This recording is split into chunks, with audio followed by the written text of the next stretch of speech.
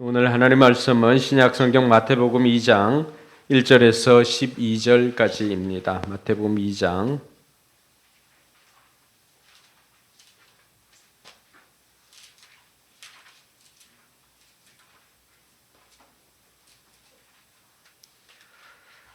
마태복음 2장 1절에서 12절까지 불편하지 않은 분들은 자리에 일어나서 함께 읽겠습니다.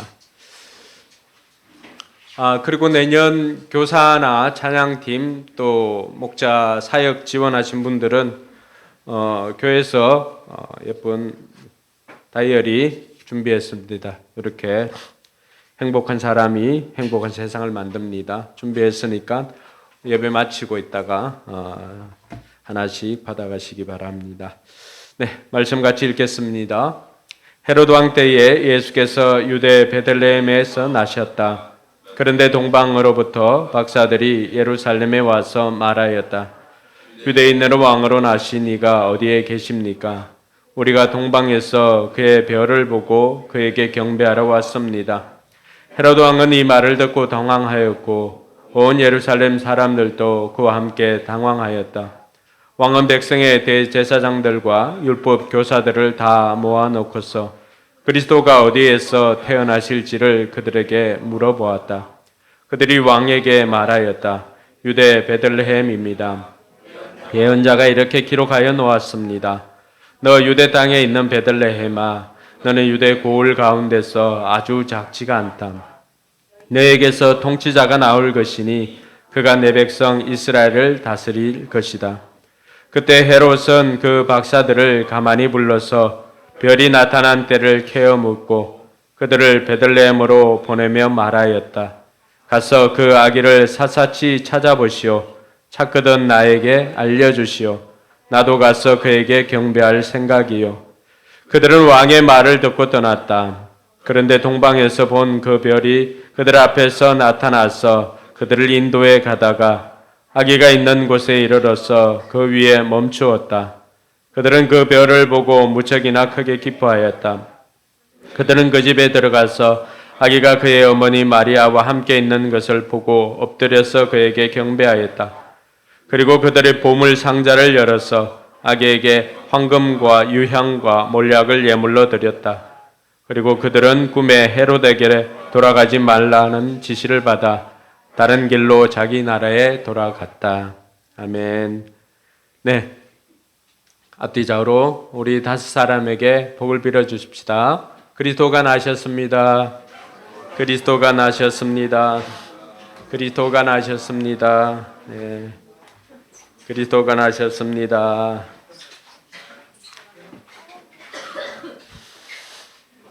네. 그리스도가 나셨습니다.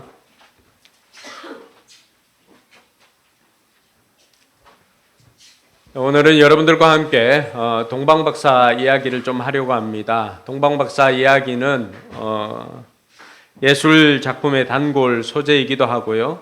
그래서 그림이나 영화, 책으로도 나오기도 했습니다. 매년 성탄 발표회 때도 이 동방박사로 분장을 하고 나오는 사람들이 있습니다. 많은 사람들의 관심이 동방박사들이 과연 누구인가? 또 그 사람들이 가지고 왔던 3가지 보물은 또 어떤 의미를 가지고 있는가 등등 궁금한 것들이 많이 있습니다. 근데 우리는 아기 예수님께 경배하기 위해서 먼 나라에서 찾아온 이들을 통해서 우리 신앙생활에 신자로서 우리가 어떻게 살아야 할 것인가 그 신앙의 레슨을 배우는 그런 복된 시간이 되기를 소망합니다. 2000년 전에 팔레스타인 지방에 예루살렘 궁전에 큰 또 이슈가 있었습니다. 큰 소동이 있었는데 그것은 바로 동방에서 유대인의 왕으로 나신 이를 찾아서 나온 이 동방박사 3사람 때문이었습니다. 물론 그 예물을 드린 사람들이 3사람이라고 해서 동방박사를 우리가 3사람으로 알고 있는데 여러 학자들은 어떤 경우에 4사람이라고는 말하는 사람들이 있고 학자들 숫자들이 많이 있을 거라고 하는 사람들도 있습니다. 그런데 우리는 그들의 숫자보다도 이들이 찾아온 그 행위를 통하여서 이들을 통해서 오늘 귀한 레슨을 배웠으면 좋겠습니다. 동방 박사들이 유대인으로 왕으로 태어나신 이가 어디 있는가? 그 별을 보고 우리가 여기까지 찾아왔습니다라고 헤롯 궁에 와서 이야기를 할 때 헤롯은 엄청 당황을 했습니다. 왜냐하면은 자기가 지금 유대인의 왕으로 통치를 하고 있는데 자기 집에서는 그 몇 년 동안 아기가 태어나질 않았고 또 왕궁에 아이가 태어난 적이 없는데 여기에서 태어나지 않았다면은 유대인으로 왕으로 태어날 리가 어디에서 태어날 것인가 라고 생각을 하면서 무척이나 당황했습니다. 뿐만 아니라 헤롯을 모시고 있는 신하들도 너무나 당황한 것은 헤롯 성격이 장난이 아니거든요. 걸리면 그냥 죽이는 것은 여사였습니다. 그러니까 지금 모든 왕궁에서 큰 소동이 일어나고 당황하고 이런 일들이 일어나게 되었던 것입니다. 여러분, 헤롯 왕은 늘 그 마음속에 불안함을 가지고 있었습니다. 그 이유는 자기는 순수한 유대인이 아니었기 때문에 지금 정계에 진출해가지고 유대인의 왕으로 있지만은 늘 신분에 대한 불안함을 가지고 있었던 사람이었습니다.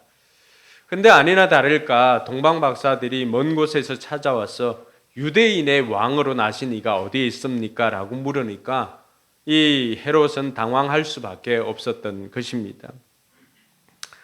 헤롯은 그 아이가 순간적으로 우리 집에서 태어난 아기가 없으니까 그 아기가 그냥 유대인의 왕으로서 그 역할을 할 아기가 아니라 그 왕은 구약에서 계속해서 이들 가운데 내려왔던 메시아인 것이 틀림없다라고 하는 것을 직감적으로 알 수가 있었습니다. 그래서 이 헤롯은 대제사장들과 학자들에게 묻습니다. 헤롯 왕은 이 말을 듣고 당황하면서 4절에 보니까 뭐라고 말하냐 그러면 왕은 백성의 대제사장들과 율법 교사들을 다 모아놓고서 뭐라고 말합니까? 그리스도가 어디에서 태어나실지를 그들에게 물어보았다라고 되어 있습니다.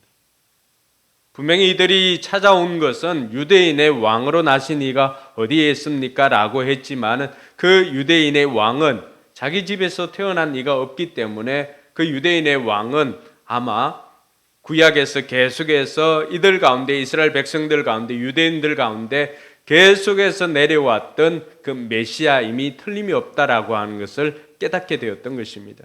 그래서 이 헤롯은 대제사장들과 구약에 대해서 하나님의 말씀에 대해서 너무나 잘 알고 있는 대제사장들과 율법학자들을 불러 모아놓고 그리스도가 어디에서 태어날 것입니까? 라고 물어보았던 것입니다. 그러니까 이들도 그리스도가 태어나는 것은 이미 예수님께서 오시기 전에 700년 전에 활동했던 미가라고 하는 선지자가 기록해 놓았던 그 미가서 5장 2절을 통하여서 그리스도의 태어나심을 가르쳐주고 있습니다. 미가서 5장 2절에는 이렇게 되어 있습니다. 그러나 너 베들레헴 에브라다야 너는 유다의 여러 족속 가운데서 작은 족속이지만 이스라엘을 다스릴 자가 내게서 내게로 나올 것이다. 그의 기원은 아득한 옛날 태초에까지 거슬러 올라간다. 이렇게 되어 있습니다. 오늘 말씀에도 2장 6절에 보면은 너 유대 땅에 있는 베들레헴아 너는 유대 고을 가운데서 아주 작지가 않다. 너에게 통치자가 나올 것이다. 그가 내 백성 이스라엘을 다스릴 것이다. 라고 말하였습니다. 이 말씀이 바로 미가 선지자를 통하여서 예언되어졌던 그 말씀이었던 것입니다. 이 미가 선지자는 기원전 그러니까 700여 년 전에 활동한 선지자로서 그때 동시대에 활동했던 사람으로서는 이사야가 있습니다. 이사야.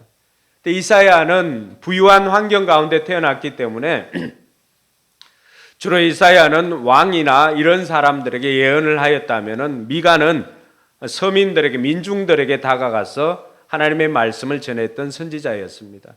그 선지자가 전하였던 메시지가 바로 오늘 베들레헴 땅에 하나님의 메시아가 태어날 것임을 말해 주었던 것입니다. 여러분 우리가 생각하고 있는 메시아 당시 죄송합니다.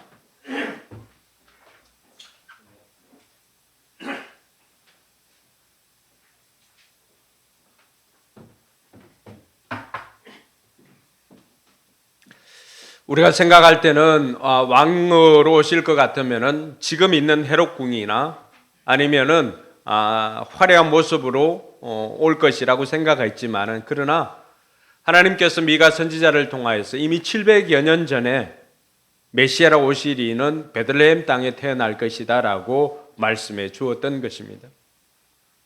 그러니까 이 말씀을 통하여서 하나님께서 그 약속하신 말씀을 이루려고 예수님의 가족들을 베들레헴으로 이동시켰던 것입니다. 헤롯이 이 말을 듣고는, 메시아가 태어난다라고 하는 이 말을 듣고는 헤롯이 그 마음속에 이들을 죽일 것이라고 하는 마음을 갖습니다. 그래서 메시아를 죽일 결심을 합니다. 그 증거가 어디에 있냐 그러면 동방박사들을 은밀히 부르게 됩니다.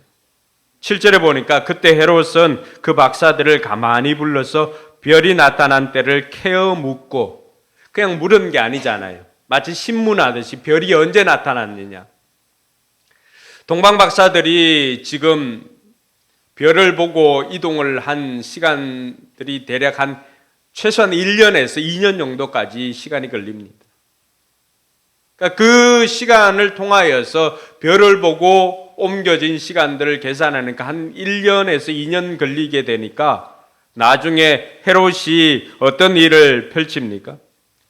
헤롯은 박사들에게 속은 것을 알고는 사람들을 보내어서 16절에 보니까 그 박사들에게 알아본 때를 기준으로 베들레헴과 그 가까운 지역에 사는 2살짜리로부터 그 아래 사내 아이를 모조리 죽여버립니다. 그 이유가 바로 거기에 있는 것이죠. 그리고는 가만히 불러서 별이 나타난 때를 캐어 물었다라고 하는 것은 마치 신문하듯이 언제 어떻게 나타났는가를 꼬집꼬집 캐어 묻고는, 그래서 찾아서 죽이려고 하는 마음을 가지고 있었던 것입니다. 여러분, 박사들과 이 동방 박사들과 헤롯이 똑같이 아기 예수님을 찾아 나서지만은, 그러나 그 목적은, 그 동기는 다 달랐다고 하는 것입니다. 이 말은 우리가 예수님을 찾아 나서지만은, 우리가 예수님을 찾아 나왔지만은, 예수님을 예배하고 있지만은 모든 동기는 다 같지 않다라고 하는 것입니다. 어떤 이는 예수님을 경배하러 이 자리에 나와 있지만, 어떤 사람은 마지못해 나와주는 사람들도 있을 것입니다. 또 어떤 사람은 그 마음에 예수님을 무시하고 있는 사람들도 있을 것입니다. 이 이야기가 오늘 우리에게 왜 중요한 것인가? 예수 만난 사람들은 예수님을 깊이 사랑하든지 아니면 예수님을 극도로 증오하든지 둘 중에 하나입니다. 예수님은 우리에게 선택을 요구합니다. 요구하는 정도가 아니라 선택을 강요합니다. 예수님을 적당히 믿는다는 것은 불가능한 것입니다. 우리는 동방박사가 되든지 동방박사가 되어서 예수님을 경배하든지, 그렇지 않으면 헤롯이 되든지 둘 중에 하나가 되어야 합니다. 이 이야기는 내 삶에 있어서 나의 왕좌에 누가 앉아 있는가, 나의 왕은 누구인가를 결정하는 것과 다르지 않습니다. 내가 내 인생의 왕으로 존재하고 있는지, 그렇지 않으면 동방박사처럼 예수님을 내 삶의 왕으로 모시는지 둘 중에 하나인 것입니다. 헤롯은 왕위에 있었지만 늘 불안함이 있었음을 말해 주었습니다. 그래서 그것을 극복하기 위해서 유대인으로서 좋은 가문 출신인 미리암을 자기 아내로 맞아서 여왕으로 세우기까지도 했습니다. 그만큼 신분에 대한 불안함이 있었던 사람이었습니다. 그렇게 미리암을 아내로 맞아들이고 하였지만은 왕위의 위협을 느꼈던 이 헤롯은 자기 아내 미리암을 죽여버립니다. 뿐만 아니라 자기 두 아들도, 자기 아들 중에서 여러 아들이 있었지만은 두 아들조차도 자기 왕위의 위협을 가한다고 생각하니까 그 두 아들마저도 죽여버렸습니다. 아내를 죽이고 아이를 죽이고, 이 사람 마음속에는 자기가 왕이 되기 위해서, 자신의 그 왕좌를 지키기 위해서는 어떠한 일도 서슴지 않고 행하는 사람인 것을 알 수가 있습니다. 그러니 유대인의 왕으로 나신 이가 어디에 있습니까? 라고 동방박사들이 찾아왔을 때 신하들이 긴장하는 것은 뻔한 것이죠. 그러니까 예수를 미워하고 죽이려고 하는 것은 당연합니다. 왜냐하면 자기가 지금 유대인의 왕으로 있는데 예수님께서 이 땅에 오셨다라고 하는 것은 또 다른 유대인의 통치자가 있게 되는 것임을 알았기 때문인 것이죠. 오늘날에도 우리 가운데도 헤롯이 있다라고 하는 것을 우리가 인정할 수밖에 없는 것은 자신이 자기 인생 왕자에 앉아서 왕노릇하고자 하는 사람들이 너무나 많이 있기 때문입니다. 여러분, 삶이 불안한 사람들은 오늘 자기 자신에게 스스로 한번 질문을 던져보시기 바랍니다.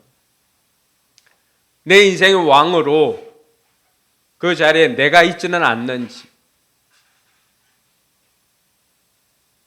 예수님께서 우리 인생의 왕노릇하고자 하니까 예수님을 미워하고 죽이려 하는 것은 아닌지 오늘 우리 자신을 돌아보아야 할 것입니다. 교회를 오랜 시간 다녀도 예수님을 영접하지 않는 사람들, 또 예수님을 왕으로 모시고 있지 않는 사람들, 내 인생의 왕자를 예수님께 양도하기 싫으니까 교회에 나오면서는 예수님을 죽일 수 없으니까 예수님을 무시합니다. 그것이 여러분들의 예배 시간에 그대로 나타납니다. 왕이신 하나님께 집중을 하고 예수님을 왕자로 모시고 그 예수님의 생명의 말씀을 마음속에 듣고 그것을 삶으로 살아내려고 듣고 있는지, 그렇지 않으면 여전히 몸은 이 자리에 있지만은 그러나 마음은 세상에 나가 있고 다른 것으로 하는 것은 이 자리에서 예수님을 무시하는 것입니다. 저는 제가 무시받는 것은 그럴 수도 있겠지만은 여러분들의 태도나 여러분 삶을 통해서 예수님께서 무시받지 않기를 주님의 이름으로 축원합니다.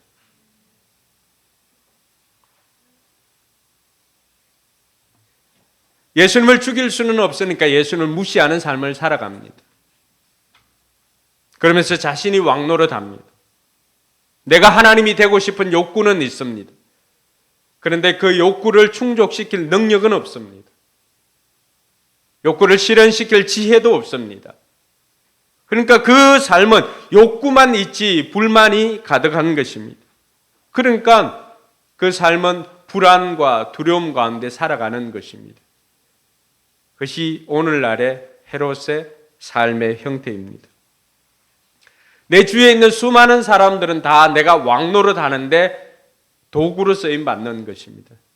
그러니까 그 관계들은 다 조건적인 관계일 수밖에 없는 것입니다. 그러한 것들이 언젠가는 다 깨어질 수밖에 없는 것입니다.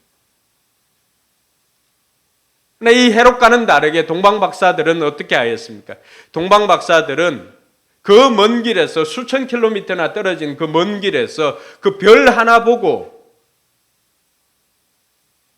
저 별은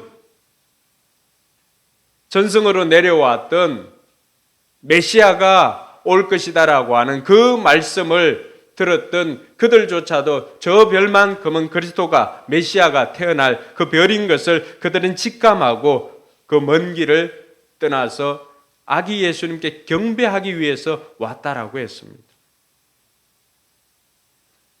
우리는 성탄주일을 맞이해서 이곳에 와서 예배를 드리고 있지만은 여러분 집에서 여기까지 오는 그 시간들이 얼마나 됩니까? 또 어떤 마음으로 오셨습니까?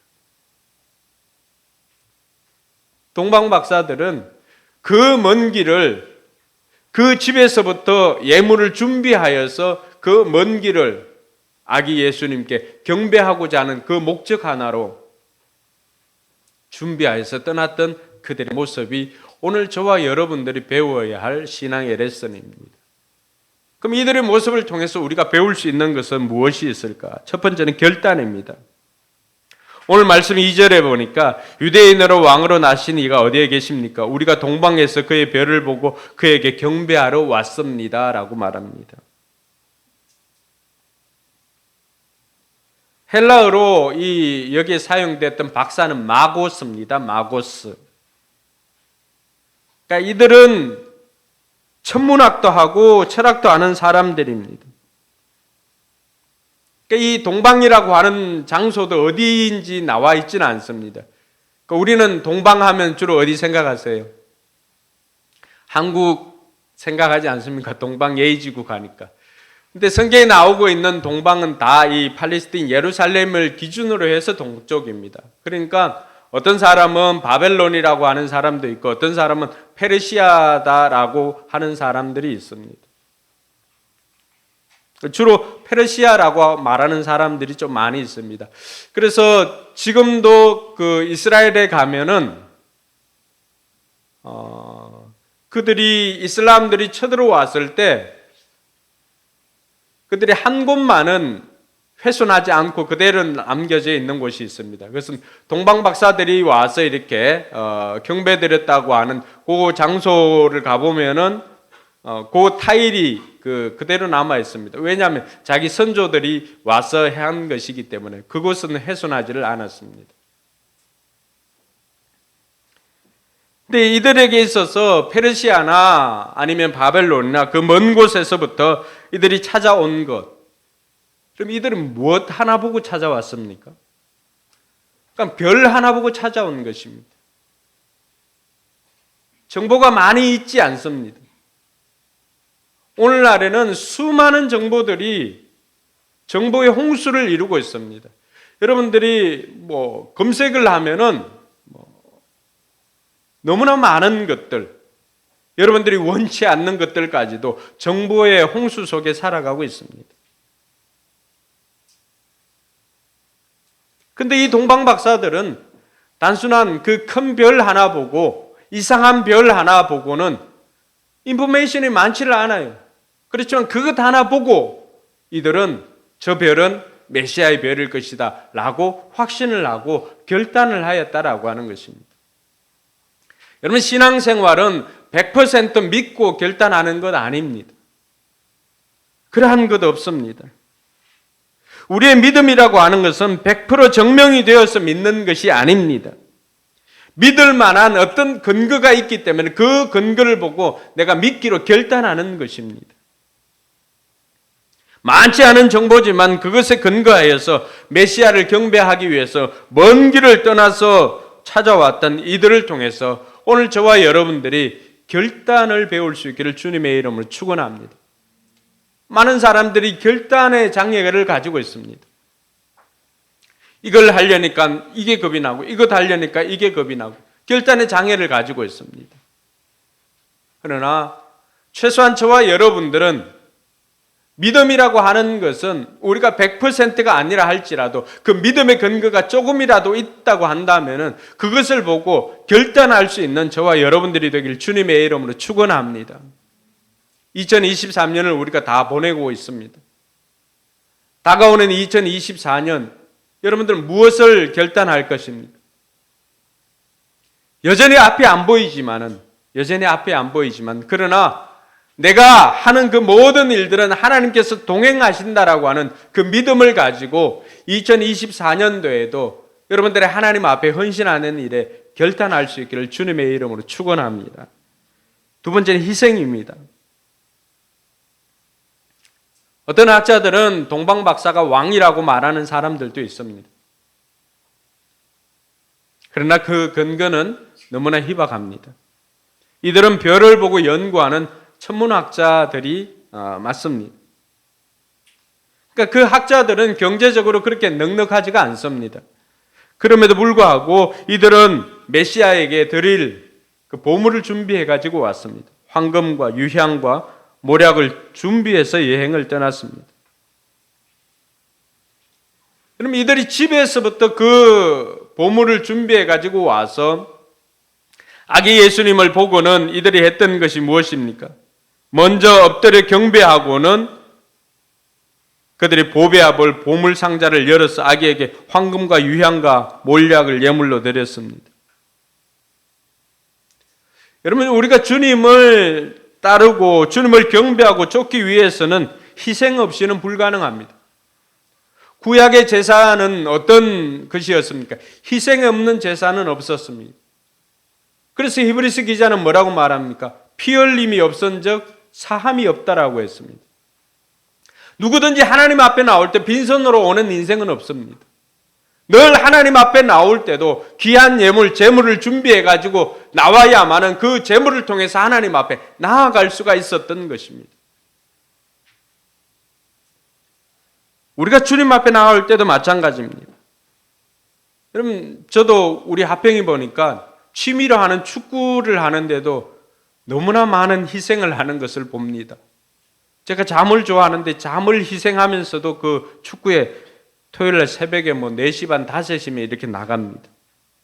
어떤 경우에는 주말에 가족 모임도 희생하고 나갑니다. 여러분, 취미생활 하는데도 희생이 따릅니다. 신앙생활에는 반드시 희생이 들어가야만 되는 것을 우리가 기억해야 됩니다. 여러분, 주일에 교회에 나오는 것도 희생이 따릅니다. 시간적인 희생이죠. 시간의 희생 없이는 어떻게 우리가 하나님 앞에 나올 수가 있습니까? 주일에 나오는 이 시간뿐만이 아니라 저는 우리 젊은이들에게 여러분 인생에 정말로 중요한 그 한 토막을 하나님 앞에 드릴 수 있기를 주님의 이름으로 축원합니다.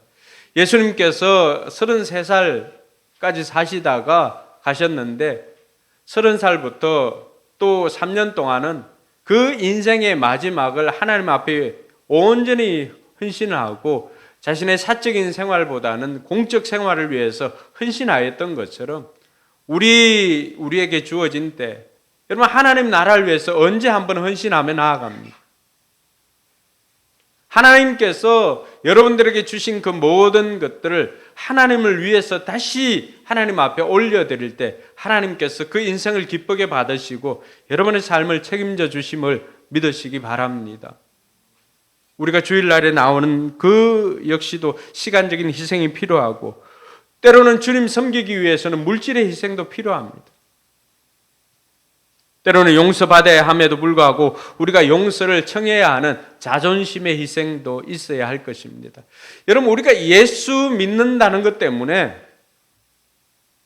참고 또 용서해주고 우리가 피해를 입었는데도 오히려 우리가 사과를 하고 하는 경우가 많이 있습니다.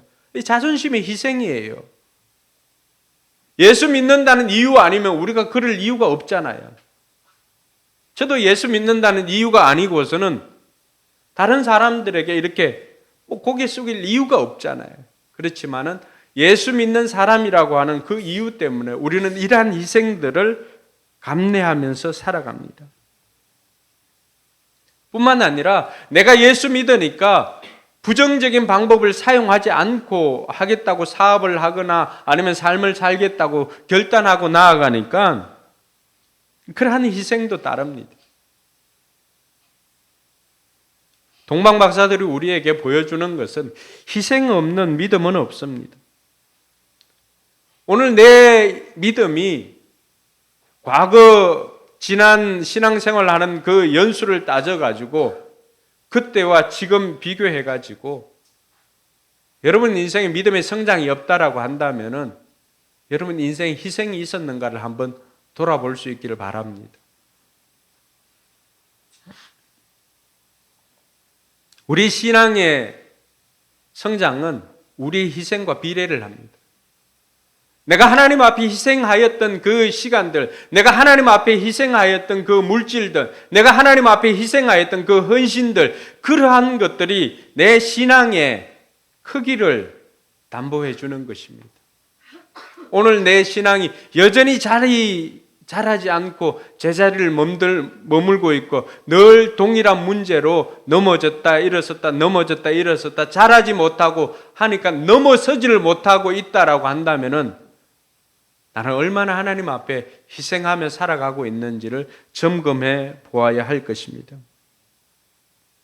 구세주 만나기 위해서 황금과 유향과 모략을 준비해서 여행을 떠났던 이들입니다. 이들이 황금과 유향과 모략을 드리기에 앞서서 먼저 자기 자신을 하나님 앞에 드렸던 사람들입니다. 이들이 하나님 앞에 아기 예수님께 와서 했던 것이 무엇입니까? 엎드려 경배하는 것부터 하였습니다. 하나님께서는 우리의 헌신을 기뻐하십니다. 하나님께서는 우리가 드리는 예물보다도 우리의 헌신을 더 기뻐합니다.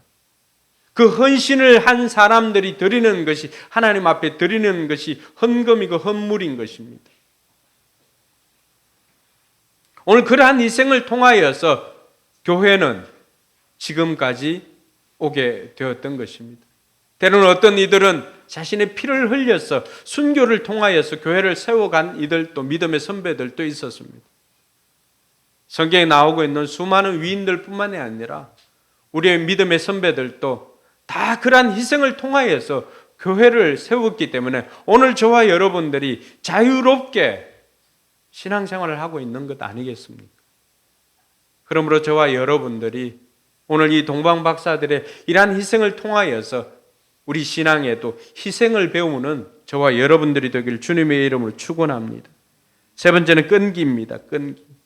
오늘 9절 말씀해 보니까 그들은 왕의 말을 듣고 떠났다. 그런데 동방에서 본 그 별이 그들 앞에 나타나서 그들을 인도해 가다가 아기가 있는 곳에 이르러서 그 위에 멈추었다. 여러분, 이들이 헤롯궁에 들어간 이유가 무엇입니까? 이들이 헤롯궁에 들어간 이유는 처음에 별을 보고 따라 나섰지만은 어느 순간인가 그 별이 어떻게 된 거예요? 그 별을 놓쳐버린 거죠. 그 별을 놓쳐버렸을 때 그들은 별이 없어졌다 라고 하고는 포기하지 않았다는 것입니다. 여행 도중에 별이 사라지니까 캄캄한 가운데서도 포기하지 않고 거의 1년 이상을 메시아를 찾아서 헤매 다녔던 이들이었습니다. 이들을 통해서 저와 여러분들도 그 끈기를 배울 수 있기를 바랍니다. 여러분, 신앙생활에도 별을 잃어버릴 때가 있습니다. 신앙생활에도 별이 보이지 않을 때가 있습니다.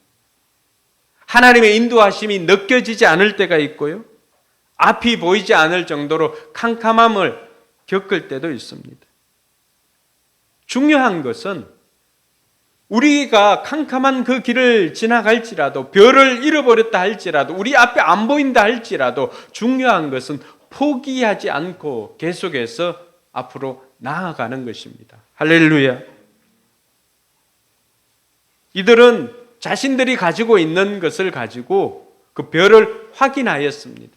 그래서 이들이 찾아간 곳이 어디입니까? 왕궁입니다. 상식적으로 생각해 보아도 유대인의 왕은 어디에서 태어나야 됩니까? 유대인 궁궐에서 태어나야 되지 않겠습니까? 그래서 헤롯궁에 찾아갔지만은 그 왕을 만날 수가 없었던 것이었죠. 그러면서 이들은 계속해서 찾아 나서기 시작했고, 여러분, 이들이 헤롯궁에 들어가지 않았다면은 그리스도가 어디에 날 것을 어떻게 알 수가 있었겠습니까? 대제사장과 율법사들을 다 불러 모아가지고 야, 그리스도가 어디에서 날 것이라고 말하였느냐 하고 말하였을 때 베들레헴 에브라다야 라고 하는 그 지명을 들을 수가 있었던 것입니다.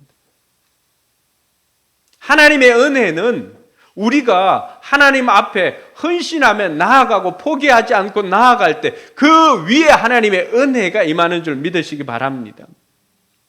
제가 예전에 신대원 시험 치러 갈 때 첫 번째는 떨어졌거든요. 첫 해에는 떨어졌는데 그때 이제 우리 집 대문도 떨어지고 뭐 이렇게 해가지고 집사람은 제 결과 보지도 않고 이제 떨어진 걸 알았다고 이야기하더라고요. 그 제 친구가 이제 그때 전도사였는데 신대원 다닐 때였어요.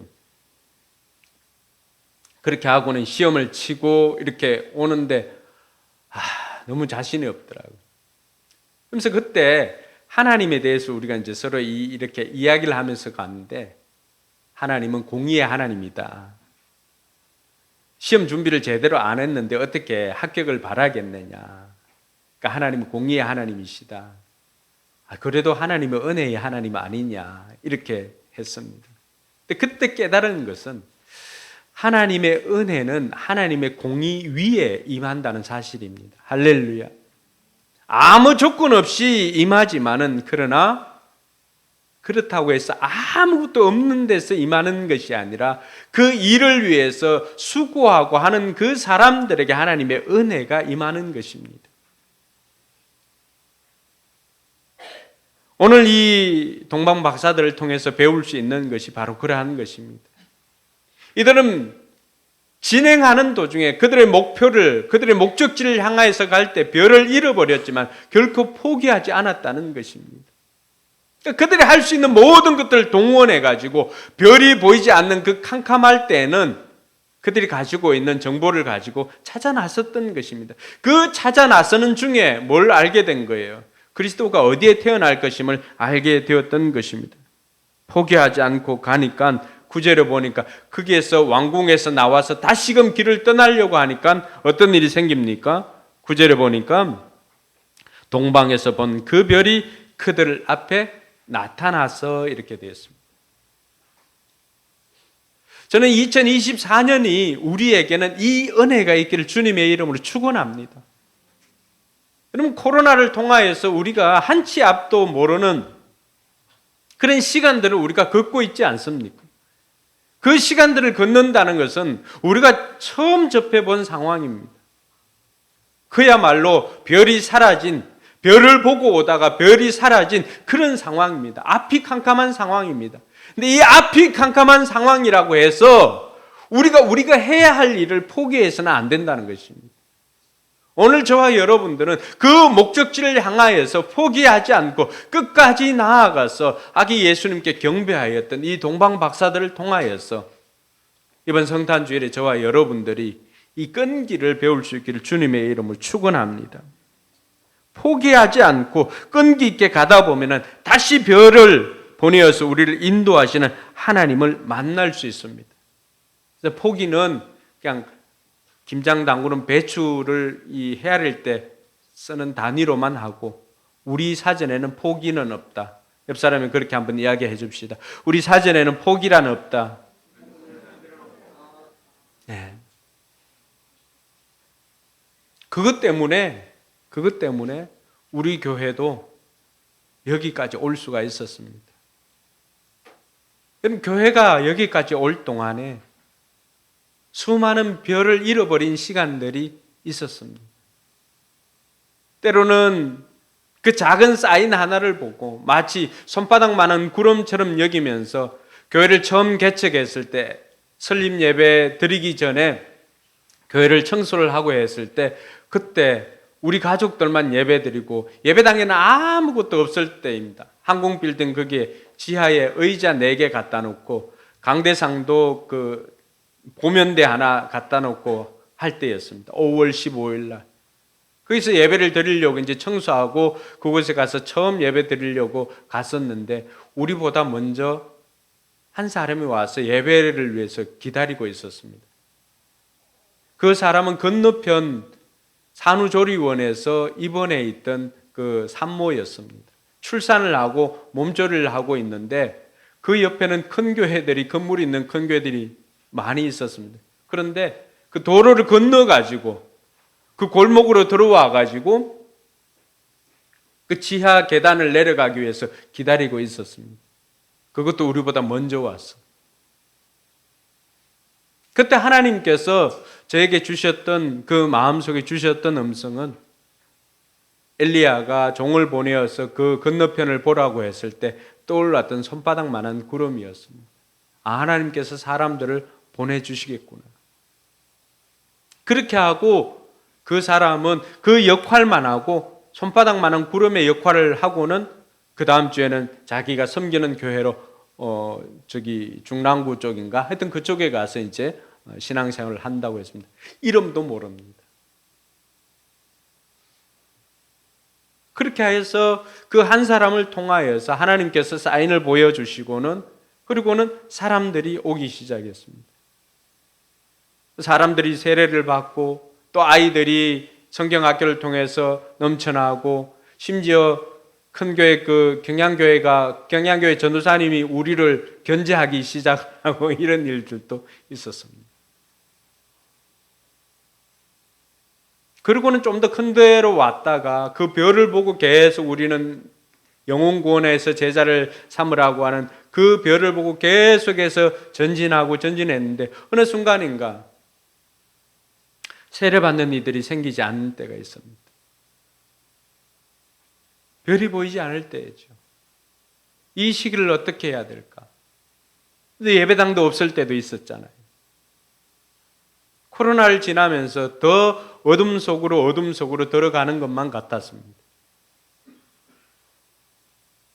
근데 그때 우리가 포기하지 않고 다른 곳을 예배당을 빌려서라도 다른 장소를 빌려서라도 계속해서 우리가 하나님의 음성을 듣고 하나님께 경배하기 위해서 계속해서 나아갔더니 하나님께서 다시금 별을 보여주셨습니다. 할렐루야. 그것이 우리가 이곳으로 온 계기가 되었던 것이죠. 사랑하는 성도 여러분, 여러분 인생에도 별이 사라질 때가 있습니다. 근데 그때 포기하지 않는 것이 중요합니다. 그때 포기하지 않을 수 있는 것은 여러분 동방 박사들이 혼자 나갔다면 어찌 그 먼 길을 갈 수가 있었겠습니까? 함께하는 동료가 있기 때문입니다. 할렐루야. 지금 여러분 옆에 앉아있는 그 사람이 바로 여러분들과 함께 그 별을 보고 계속해서 나아갈 동력자입니다. 옆 사람은 그렇게 축복합시다. 우리는 동력자입니다. 하나님께서 지금 여러분 옆자리에 그렇게 앉게 해준 것은 우연일까요? 그렇지 않습니다. 여러분들이 선택해서 그 집에 태어나고 또 그 가족이 된 것 아니잖아요. 하나님께서 그 별을 보고 아기 예수께 경배하기 위해서, 하나님께 경배하기 위해서 때로는 별이 보이지 않는 그때에 함께 그 길을 걸어가라고 붙여주신 동력자인 것을 믿으시기 바랍니다. 그러니 이 동방 박사들은 포기하지 않고 그 길을 끝까지 갈 수가 있었던 것입니다. 그렇게 해서 별이 보이지 않을 때에도 한 발 한 발 내디디며 나아갔더니 드디어 다시금 별이 나타나서 그들을 인도하였다고 말하고 있습니다. 그 별이 이들 앞에 나타났습니다. 별이 주도적으로 나타났다는 것입니다. 이들이 별을 찾았다가 아니잖아요. 별이 이들에게 나타난 것입니다. 여러분, 우리가 돈을 쫓고 우리가 그 별을 쫓고 이렇게 하다 보면은 우린 별을 놓칠 때가 많습니다. 근데 그렇지 않고 별이 우리 앞에 나타날 때가 있음을 기억하시기 바랍니다. 2024년에는 다시금 별이 여러분 앞에 나타나서 여러분들의 인생 그 별을 쫓으면서 달려갈 수 있는 은혜가 있기를 주님의 이름으로 축원합니다. 마지막으로 이들을 통해서 배울 것은 섬김입니다. 섬김. 여러분, 하나님께서 인간으로 이 땅에 오셨는데 아무도 그 하나님을 맞아들이고 경배하는 사람들이 없었습니다. 모든 여관에서도 쫓겨났습니다. 결국 나귀가 머무는 그러한 마구간 같은 그러한 곳에 들어가고 구유에 누여 그곳에서 태어나야만 했던 것입니다. 동방 박사들이 1년에서 2년 정도 걸려가지고 찾아와서 아기 예수께 합당한 예물을 올리고는 경배를 드렸습니다. 이들이 드렸던 황금, 유향, 몰약은 아기한테 주는 것 아니잖아요. 왕에게 합당한 예물입니다. 그러니까 이들은 아기께 경배를 하고 있지만 실은 이들은 누구에게 경배를 하는 거예요? 메시아이신 그리스도에게 경배를 하는 것입니다. 유대인의 왕으로 경배를 하는 것입니다.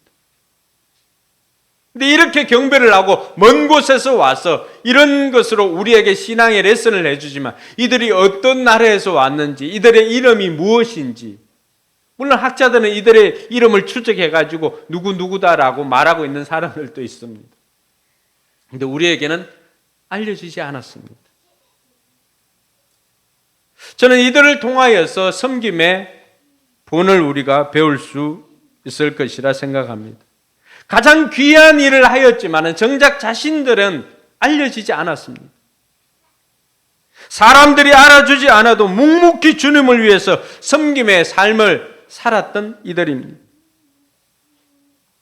우리가 하나님의 상을 바라보고 사람들에게 인정받는 것을 원하지 않는 이들의 모습을 통하여서 섬김이 어떤 것인지를 다시금 배우게 됩니다. 우리는 오히려 사람들에게 인정받기를 원하지만 그러나 천국에 가보면은 분명히 이들이 그곳에서 우리를 맞아주고 있을 것입니다. 이들의 삶은 이 땅에서도 빛났지만은 그러나 천국에서 더 빛난 삶이 되었을 것입니다. 사랑하는 성도 여러분, 이번 성탄을 통하여서 이런 동방박사들의 섬김을 통하여서 저와 여러분들의 섬김도 이름 없이 빛도 없이 섬기는 저와 여러분들이 될 수 있기를 바랍니다. 그렇게 섬기다 보면은 여러분 우리의 그 섬김이 작은 불꽃이 되고 작은 불씨가 되어서 우리가 살고 있는 그 동네, 우리가 활동하고 있는 그 비즈니스 영역에 그곳에서 하나의 작은 불로서 빛으로 반짝반짝 그릴 것입니다. 그 빛이 곳곳에서 빛날 때 결국 이 땅은 빛으로 오신 그 예수님께서 그 오신 목적을 우리가 분명히 깨닫게 될 것입니다. 하나님께서 이런 결단을 하고 또 이런 삶을 살았던 동방박사들을 어떻게 인도했습니까? 12절에 보니까 같이 한번 읽어볼까요? 그리고 그들은 꿈에 헤롯에게 돌아가지 말라는 지시를 받아 다른 길로 자기 나라에 돌아갔다. 그러면 이들은 헤롯 왕이 자기도 아기 예수께 경배하기를 원하니까 찾으면 가르쳐 달라고 하는 그 말을 믿고는 헤롯 왕에게 가서 알리려고 했습니다. 그런데 누가 막습니까? 하나님께서 이들에게 찾아오셔서 헤롯에게로 돌아가지 말라라고 말하고는 다른 길로 자기 나라로 돌아가게 합니다. 저는 이 한 문장이지만은 우리가 하나님 앞에 헌신하고 이 동방박사처럼 아기 예수께 경배하는 삶을 살아가는 사람들은 하나님께서 이처럼 보호해 주시고 인도해 주신다는 것을 보여주시는 문장이라고 생각합니다. 이번 성탄을 맞이해서 우리가 다시 한번 결단했으면 좋겠습니다. 내가 하나님 앞에 이름 없이 빛도 없이 섬기겠습니다. 내가 희생을 통해서라도 하나님 앞에 영광을 돌리겠습니다. 내가 많은 정보는 없다 할지라도 내가 믿음으로 결단하며 나아가겠습니다. 하나님, 내가 포기하지 않고 때로는 별이 보이지 않는 어두움 속을 지나갈 때라도 포기하지 않고 내게 주신 영혼 구원하여 제사 삼으라고 하는 그 목적 하나 붙잡고 끝까지 이 길 달려가겠습니다. 결단하는 저와 여러분들이 되기를 소망합니다. 그럴 때 하나님께서는 우리의 삶을 이처럼 보호해 주시고 책임져 주시는 것입니다. 기도하겠습니다.